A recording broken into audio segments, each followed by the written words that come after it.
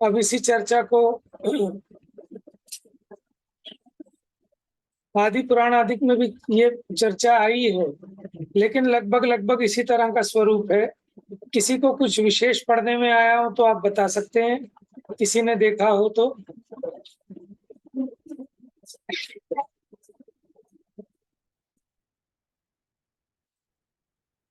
चलिए, तो तीसरे काल के अंत में भरत क्षेत्र संबंधी कर्म भूमि की रचना प्रकट हो गई। अब भरत क्षेत्र में कर्म भूमि प्रारंभ हो गई। ठीक है, तो ये है दुखमा सुखमा काल। हाँ चलो पूनम पढ़िए।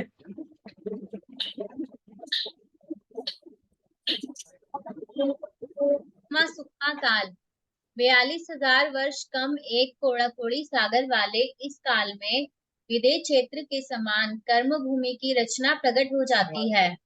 इसके प्रारंभ में उत्कृष्ट 1 कोटि पूर्व की आयु के धारक मनुष्य उत्पन्न होते हैं।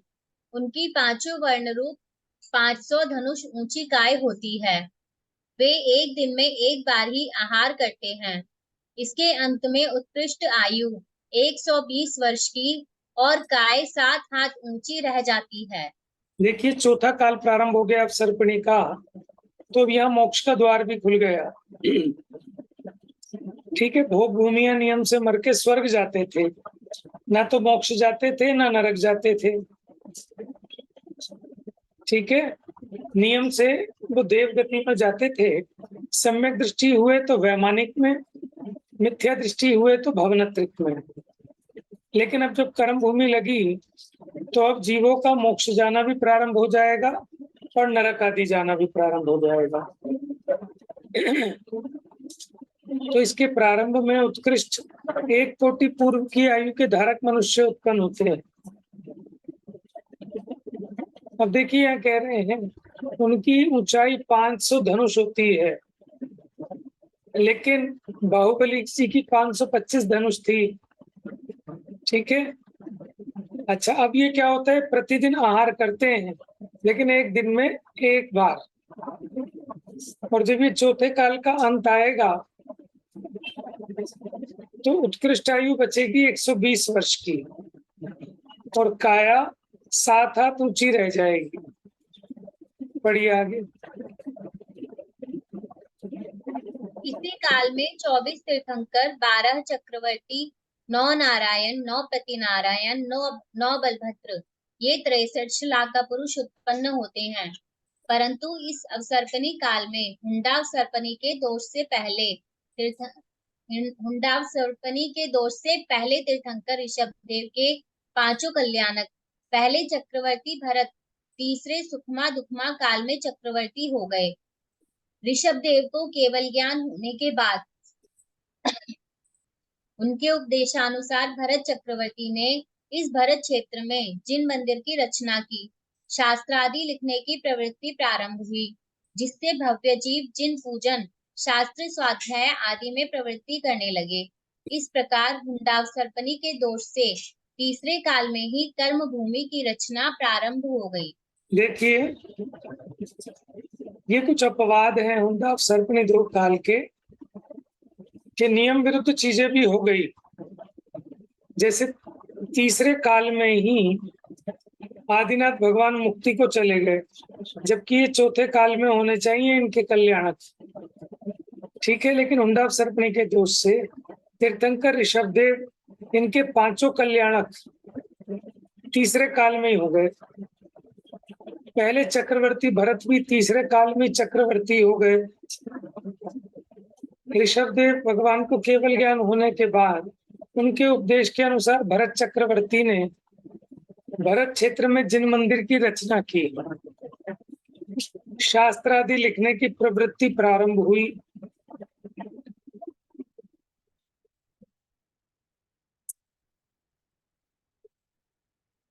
देखिए, ये बात पढ़ने में यहीं पर आई है। वैसे हम तो यही समझते थे कि भगवान महावीर स्वामी के मुक्ति जाने के पश्चात 683 वर्ष के बाद जिनवाणी का लेखन अधिक प्रारंभ हुआ, क्योंकि पहले के तीर्थंकरों के काल में जिनवाणी का लेखन हुआ ऐसा मेरे को पढ़ने में नहीं आया। लेकिन यहाँ पर देखो लिखा है, वो ये कह रहे हैं सारे काम तीसरे काल में ही हो गए, क्योंकि कर्म भूमि के काम थे ना, जिन मंदिर की रचना होना, शास्त्र आदि लिखने की प्रवृत्ति, कि जिससे भव्य जीव जिन पूजन शास्त्र स्वाध्याय में प्रवर्तन करें, इस प्रकार हुंडा सर्पणी के दोष से तीसरे काल में ही कर्म भूमि की रचना प्रारंभ हो गई। पढ़िए। प्रश्न, यह हुंडाक सर्पणी क्या है? उत्तर, जिसमें योग्य प्रवृत्ति से विपरीत अयोग्य प्रवृत्तियों की बहुलता हो जाती है, वह हुंडाक सर्पणी है। जैसे किसी राजा ने किसी कारणवश कुछ काल के लिए अपना राज्य अपने किसी सेवक को दे दिया। उसने राज्य पाकर राजनीति से विपरीत क्रियाएं प्रारंभ कर दी। जिनसे कर अधिक लेना चाहिए उनसे कम लेने लगा, जिनसे कम लेना चाहिए उनसे अधिक लेने लगा, जिन्हें थोड़ा दंड देना चाहिए उन्हें बहुत दंड देने लगा, जिन्हें बहुत दंड देना चाहिए था उन्हें कम देने लगा, इत्यादि अनेक विपरीत क्रियाएं करने लगा। उसी प्रकार अनेक कल्प काल व्यतीत हो जाने के बाद एक हुंडावसर्पणी काल आता है, जिसमें अनेक विपरीत क्रियाएं हो जाती हैं, परंतु नियम रूप वस्तु क्रिया को अन्य प्रकार करने की सामर्थ्य किसी में नहीं है। देखिए क्या कहना चाहते हैं। उदाहरण दिया, जैसे किसी राजा ने अपने सेवक को कुछ काल के लिए अपना राज्य दिया। अब राज्य पाकर वो राजनीति से विपरीत क्रियाएं करने लगे। जिन पे कम टैक्स लगाना था उन पे ज्यादा, जिन पे ज्यादा था उन पे कम लगाने लगे। जिसको कम दंड देना चाहिए था उसे बहुत दंड देने लगे, जिसे बहुत दंड देना था उसे कम दंड देने लगे। ऐसी विपरीत क्रियाएं करने लगा।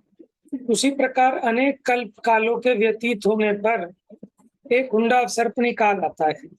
उसमें अनेक प्रकार की विपरीत क्रियाएं होती हैं, लेकिन ऐसी नहीं होती जैसे ये कहते हैं कि भगवान महावीर पहले किसी और के गर्भ में आए थे, ब्राह्मणी के गर्भ में आए थे, फिर उनका ट्रांसफर दूसरी जगह किया गया।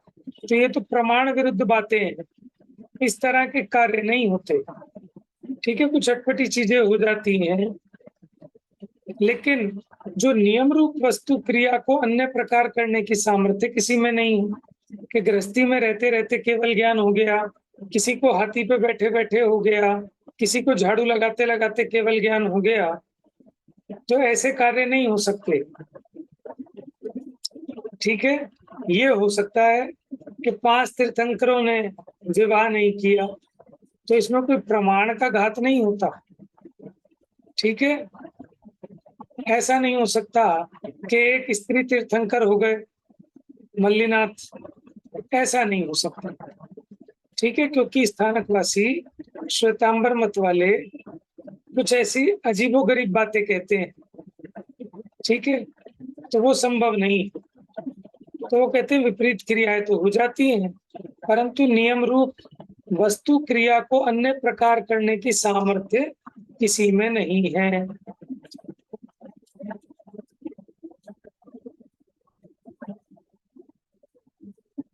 जैसे इस काल में त्रिपृष्ठ नारायण का जीव अंतिम तीर्थंकर महावीर हो गया।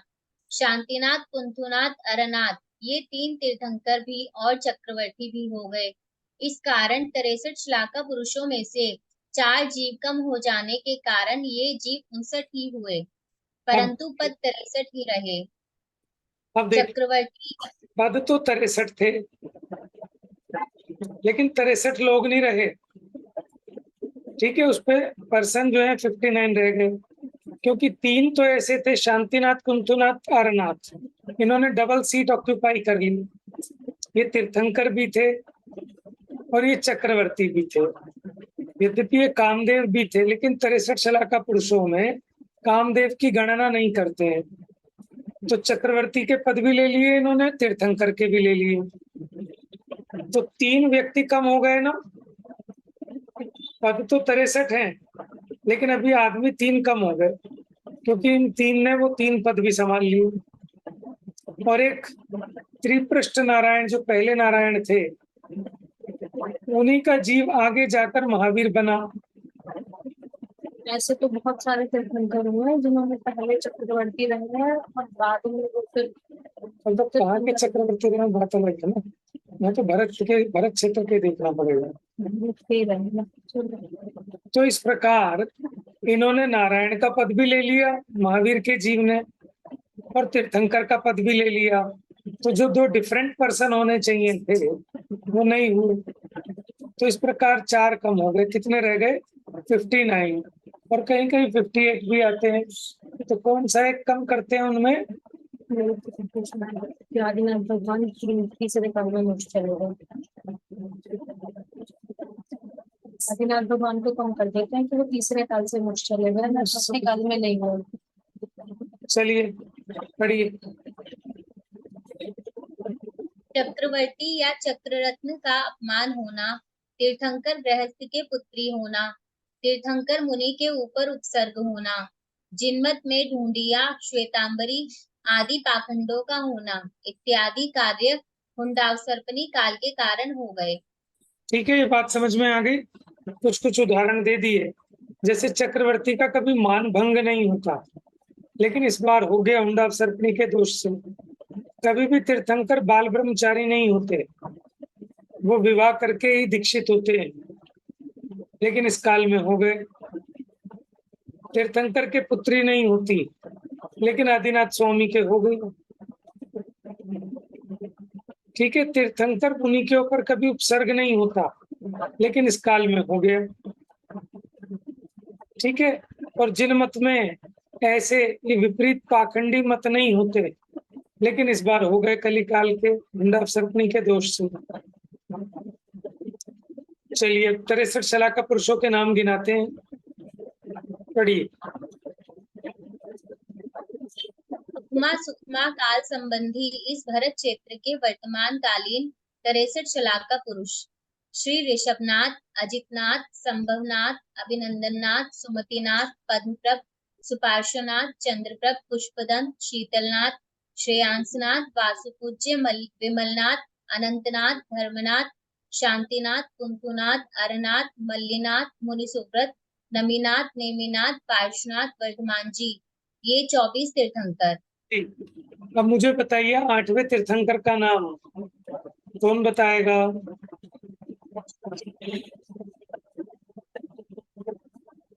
चंद्रप्रभ। चंद्रप्रभ। प्रीति बताओ।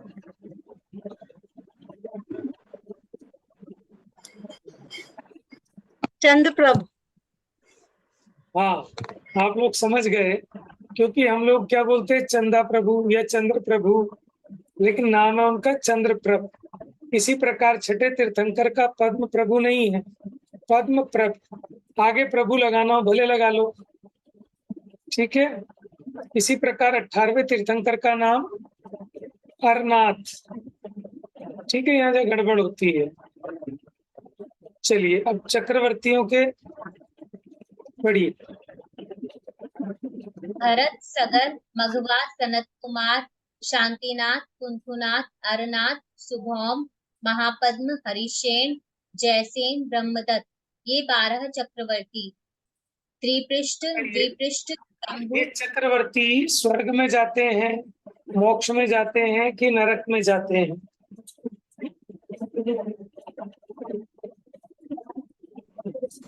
मोक्ष और नरक में तो जाते ही हैं भैया। जैसे भरत चक्रवर्ती मोक्ष गया था, और एक सुभौम चक्रवर्ती था, वो नरक गए थे। स्वर्ग का नहीं पता। सही है, ब्रह्मदत्त भी नरक गए हैं। शांतिनाथ, कुंथुनाथ, अरनाथ मुक्ति में गए हैं। सुभौम चक्रवर्ती भी तो नरक में गया ना। ब्रह्मदत्त का नरक का ही है ना, ब्रह्मदत्त का भी 2 नरक गए हैं, 2 नहीं गए हैं, बाकी एक। भैया नरक में ही है। हाँ जी, स्वर्ग भी तो जाते हैं, नरक ही गए थे भैया ब्रह्मदत्त चक्रवर्ती। हाँ, इनकी भी कोई कहानी याद है किसी को? क्या कहानी थी इनकी? विषयों में तो यानी 2, सुभौम और ब्रह्मदत्त, ये नरक में गए। मुक्ति में कौन कौन गए हैं? भरत चक्रवर्ती मुक्ति में गए हैं। दो नरक गए हैं, 2 स्वर्ग गए। शांतिनाथ, कुंथुनाथ, अरनाथ। अब बाकियों का पता मुझे नहीं है, लेकिन स्वर्ग में भी गए हैं।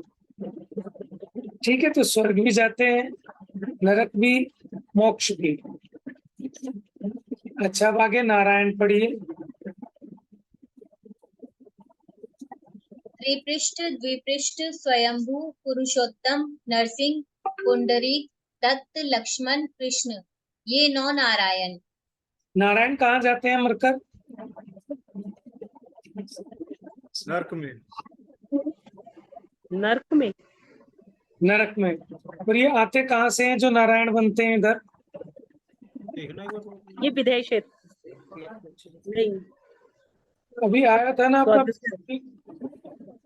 भैया पीछे। वो तो तीर्थंकर के वो आए थे ना, कुलकर आए थे, विदेह क्षेत्र से आते हैं। हाँ, इनका तो ये स्वर्ग से आते हैं ज्यादा। नरक से आकर कोई नारायण प्रति नारायण नहीं बन सकता। नरक से निकला हुआ जीव तीर्थंकर तो बन सकता है, लेकिन नारायण प्रति नारायण नहीं बन सकता। नहीं बोलेगा। चक्रवर्ती का ख्याल है, चक्रवर्ती बन सकता है कि नहीं बन सकता नरक से निकला हुआ? कोई भी तरह से शिला का पुरुष नहीं बन सकता, सिर्फ तीर्थंकर बन सकते हैं नरक से निकले हुए। वो भी है। देखो, तीर्थंकर तो बन सकता है, तीसरे तक पर। ठीक है, लेकिन तीसरे नरक तक से निकले हुए, तीसरे से नीचे वाले निकलकर तीर्थंकर नहीं होते। और नरक से निकले हुए 63 शिला का पुरुष नहीं होते सिवाय तीर्थंकर के। हाँ जी। और ये नियम से नारायण प्रति नारायण नरक में जाते हैं। पहले किसी भव में मुनि दीक्षा लेकर तब तपते हैं, और फिर कोई शल्य हो जाती है, इनको निदान बंद आदि कुछ कर लेते हैं, फिर ये स्वर्गों में जाते हैं, फिर वहां से आकर नारायण प्रति नारायण के पद को प्राप्त करते हैं। जैसे चक्रवर्ती का भी है, चक्रवर्ती भी निदान पूर्वक करते हैं। तो ये निदान पूर्वक ये पद मिलते हैं। चलिए, 9 नारायण हो गए, प्रति नारायण बताइए। अश्वद्रीक, तारक, मेरक, निशंभु, मधु, कैटभ, बलि, रावण, ये 8 विद्याधर और जरासिंध भूमि गोचरी। इस प्रकार कुल 9 प्रति नारायण। हाँ जी, देखो, इन 9 नारायणों में एक सिर्फ जरासिंध था जो भूमि गोचरी था। बाकी के सारे नारायण, सॉरी, प्रति नारायण ये विद्याधर थे। रावण भी विद्याधर था, ठीक है। प्रति नारायण को हराकर नारायण त्रिखंडी बनते हैं, 3 खंड के स्वामी बनते हैं, ठीक है। तो रावण को किसने मारा था? लक्ष्मण ने। लक्ष्मण ने मारा, राम ने नहीं मारा, लेकिन उपचार से कहने में आता है, ठीक है। जैसे दुश्मन को राजा नहीं मारता, सेना मारती है, लेकिन क्या कहा जाता है कि राजा ने मारा। बात समझ में आ रही है? उसी प्रकार कृष्ण जी ने किसको मारा? कृष्ण का युद्ध कंस से नहीं, जरासिंध से लड़ा, जरासंध से। ठीक है। प्रति नारायण कंस नहीं था, जरासिंध था। 9 बलभद्र पढ़िए। विजय, अचल, सुधर्म, सुप्रभ, सुदर्शन, नंदी, नंदीमित्र, रामचंद्र, पद्म, बलदेव, ये 9 बलभद्र। देखिए,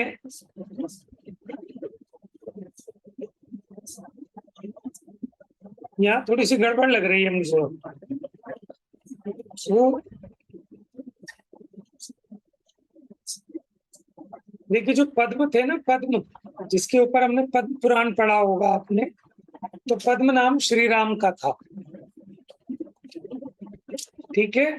रामचंद्र जी का नाम ही पद्म था, इसीलिए पद्म पुराण।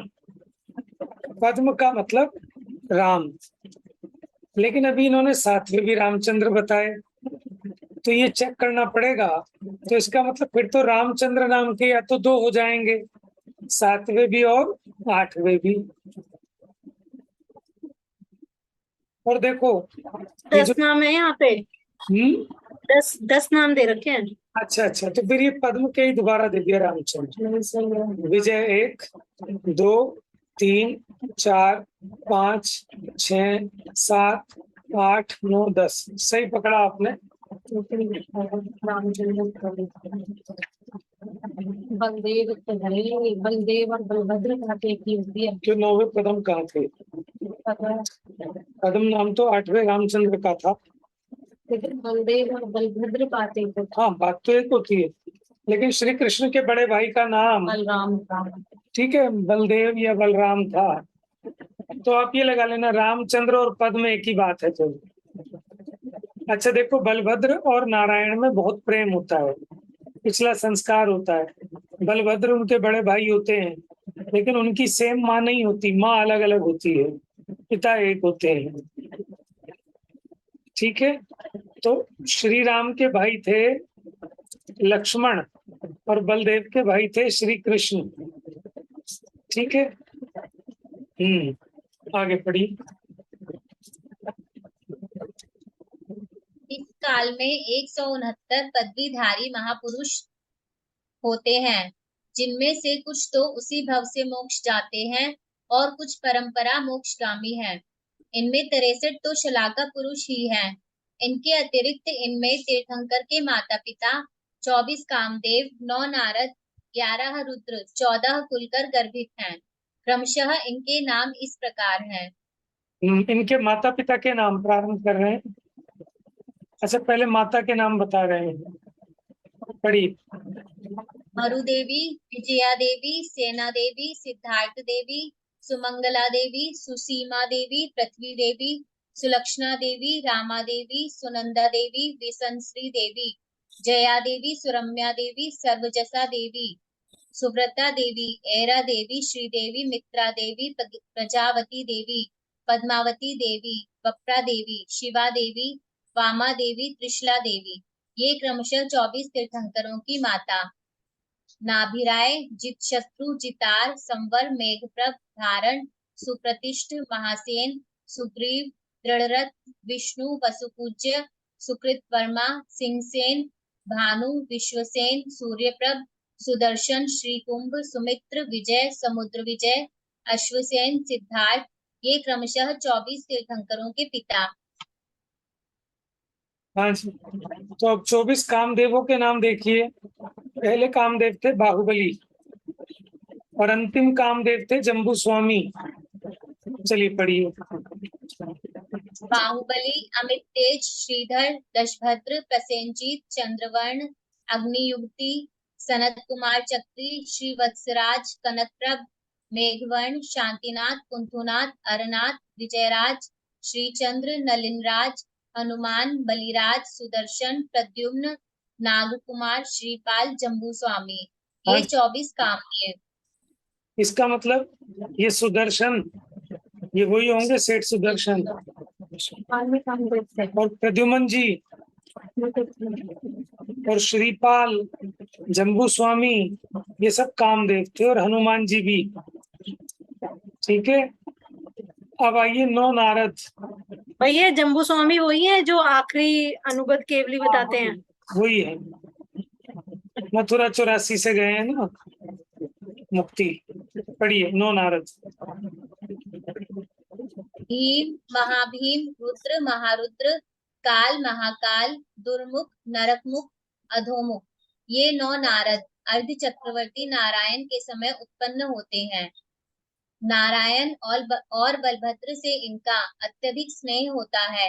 इनकी आयु काय भी नारायण के समान ही होती है। हाँ जी, अब सीता नारद जी को देखकर भयभीत हो गई थी, इसीलिए उन्होंने वो सारा षड्यंत्र रचा कि उसका चित्रपट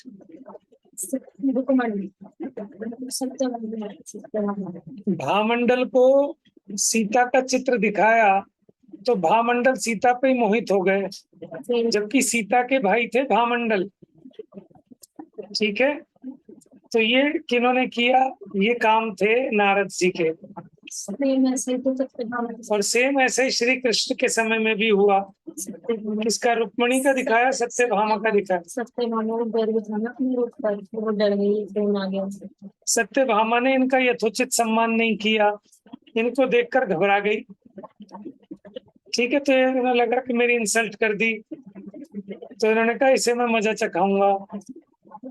तो इन्होंने क्या किया? रुक्मिणी का चित्र दिखाया।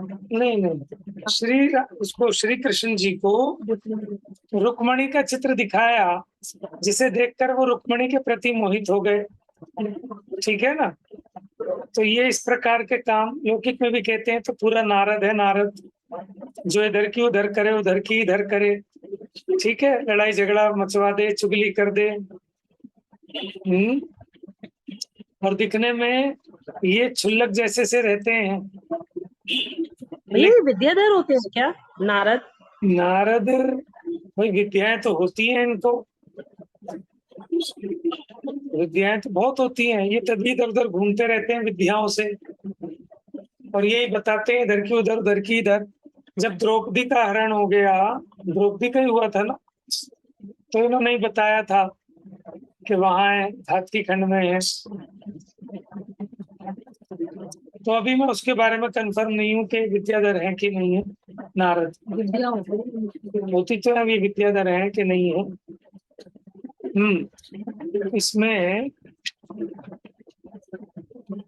हाँ, तो मैं आपसे पूछ रहा था, सीता के समय में जो नारद थे उनका नाम बता सकते हो आप?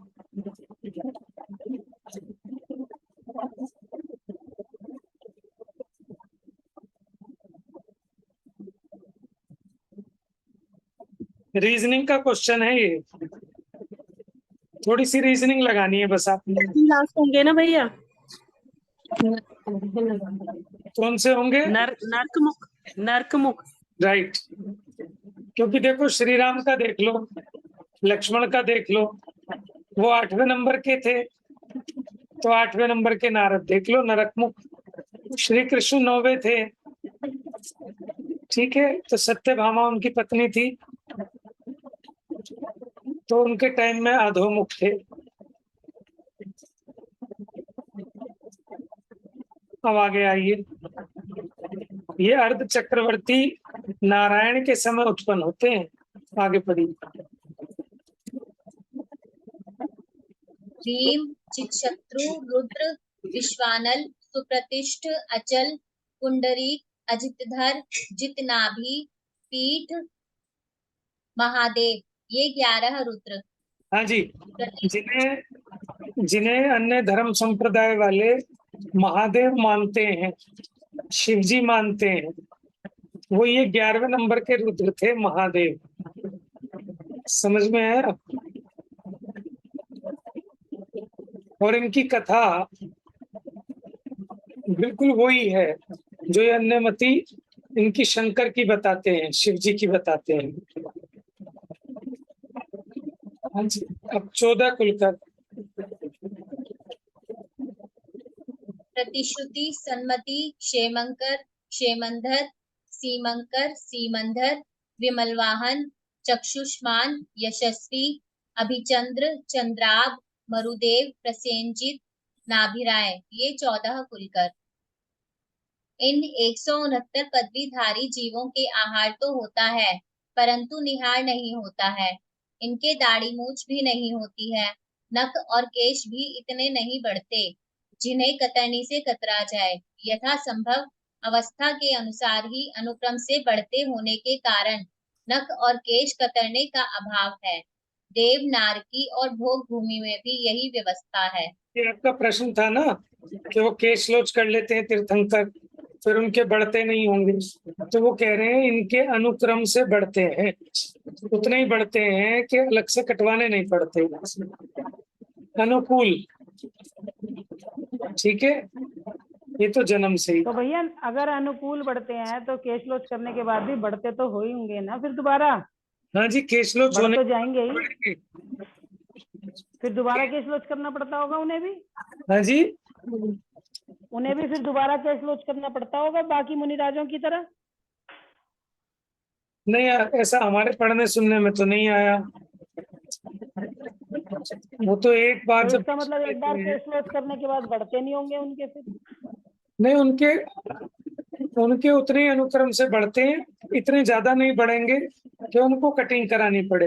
लेकिन आपका कहना ठीक है कि मुनि दशा में नियम होता है कि इतने समय में कैश लॉस करना है।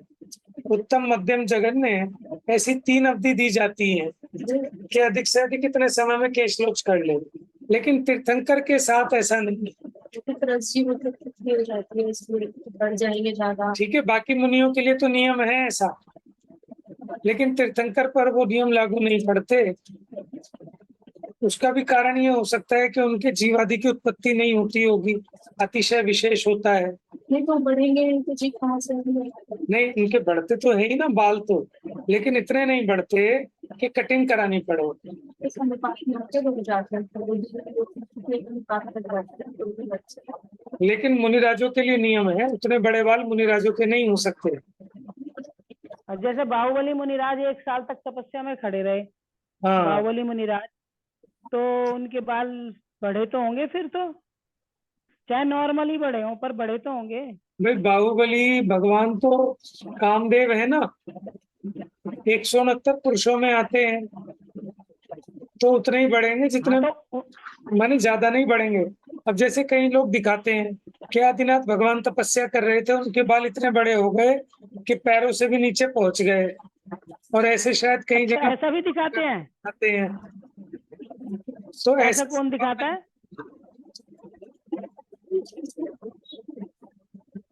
हाँ भाभी जी बोलिए, आपकी आवाज कम आ रही है कुछ। मैं कह रही हूँ ऐसा कौन दिखाता है कि बाहुबली भगवान के बाल बढ़ के पैरों तक हो गए? हाँ, आदिनाथ भगवान के बारे में कहते हैं लोग, और कहीं पर एक प्रतिमा वगैरह भी दिखाते हैं, और वो कहते हैं कि आदिनाथ भगवान ही महादेव थे। तपस्या करते करते उनके बाल इतने बड़े हो गए, नख बड़े हो गए, और सब लोग उसको अतिशयकारी प्रतिमा मानते हैं। अभी हस्तिनापुर गया था, तो हस्तिनापुर में एक पांडवान एक कौरवान करके 2 पार्ट हैं, भूमि के डिवीजन है। तो जहाँ अष्टापद है ना, अष्टापद वाला रोड थोड़ा और आगे जाओ, थोड़ा आगे जाके कोई महाराज जी या माता जी ने एक मंदिर और बनाया हुआ है। तो हम चले गए वैसे ही, मतलब पहली बार, अभी की बार। तो जब वहां गए तो वहां जाते ही हमें तो घबराहट सी होने लगी कि अंदर कुछ हवन सवन चल रहे थे, तंत्र मंत्र हो रहे थे, भूल भुलैया सी थी। और वहां एक पोस्टर लगा हुआ था, और उसमें वो सिद्ध कर रहे थे कि जो आदिनाथ हैं वही महादेव हैं। उनकी लंबे बालों वाली प्रतिमा वहां मिली है, तो बना दी होगी किसी शिल्पी ने, उस टाइम किसी ने विराजमान भी करा दी होगी। लेकिन आप सिद्धांत के हिसाब से देखें तो उनके बाल तो बढ़ते हैं, लेकिन ऐसे नहीं बढ़ते कि जिन्हें कटवाना पड़े, उनके अनुकूल रहेंगे। ठीक है, तो मुनि दशा में केश लोच एक बार तो किया, लेकिन दोबारा होता है ऐसा अपने पढ़ने सुनने में नहीं आया। हालांकि बाकी मुनियों के लिए नियम है कि अगर जल्दी से जल्दी करें तो इतने समय में, और अधिक से अधिक लेट करें तो इससे ज्यादा लेट नहीं कर सकते। ठीक है, जैसे उनके गृहस्थ अवस्था में जितने बाल दिखाते हैं ना, ऐसे थोड़े थोड़े तो बड़े दिखाते हैं इतने।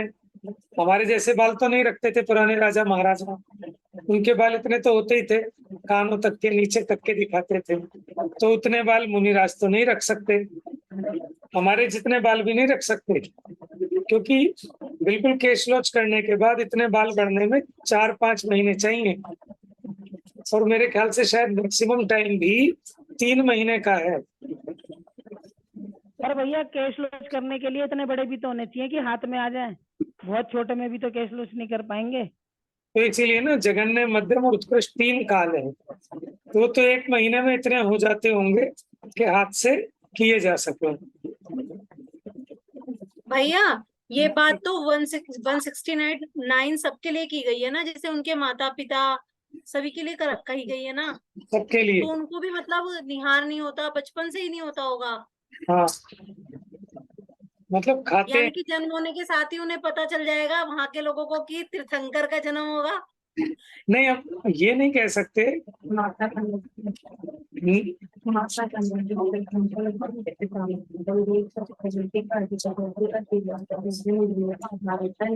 माता का इसमें स्पष्ट लिखा है कि इन 169 पुरुषों के आहार तो होता है, माता का है। 169 में तो है माता भी। ठीक है, कहीं और एक दूसरे ग्रंथ में देखा, वहां तीर्थंकर की माता का नहीं आया। तो अनेक अनेक ग्रंथों में काल दोष से क्या हुआ कि हमारे सामने कोई अवधि ज्ञानी आदि मुनिराज तो है नहीं। ठीक है, क्षयोक्षम ज्ञान की उसके कारण भूल भी गए, तो किसी आचार्य ने लिखना कुछ और लिख दिया। तो इसमें अपने को क्या करना कि जो दोनों कथन आते हैं, अपने को दोनों प्रमाण है।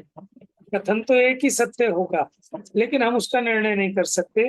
तो हम ऐसा मानते हैं केवली ने जैसा जाना वो प्रमाण है, हमें हट नहीं है। अगर हमें उत्तम प्रमाण मिलेगा हम उसको स्वीकार कर लेंगे। इसलिए आचार्य देव भी दोनों बातों के कथन लिख देते हैं कई जगह पर।